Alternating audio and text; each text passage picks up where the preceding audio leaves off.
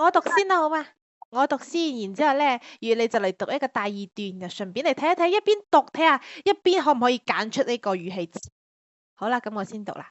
這天常識課上，張老師特意安排了一個別出心裁的課堂活動——氣球動力車比賽。他要大家一齊動腦筋，也許會有不同的收穫呢。係啦，冇錯啦，係咪咁呢？然後都揀咗出嚟，係咪？第二段喎，有冇睇到佢俾咗一個範圍俾你啦？係第二段喎，邊度係第二段啊？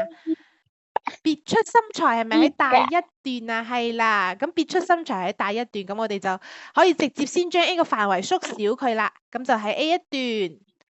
首先，不是心甘情願嘅意思咧，係指佢唔願意嘅意思啦。心甘情願就係指非常願意。我知，抱怨喺邊度啊？邊個詞語啊？呢個你係咪講呢個？抱怨係普通話係咪？呢個叫我哋白話讀抱怨啦，唔係喎，抱怨唔係喎。抱怨係指喺度即係喺度埋怨咁樣嘅意思啦。抱怨佢就相當於埋怨啦，即係麻煩。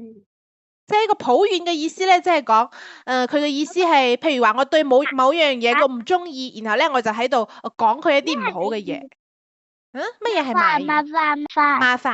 麻煩係不是心甘情願嘅意思嘛？心甘情願即係我心入邊係唔想做呢樣嘢嘅，但係咧我就算啦，唔得我就算啦，就咁樣試一試啦，好啦，就係我去做呢樣嘢，但係咧唔係發住我內心咁樣去中意做呢件事情嘅。我知道。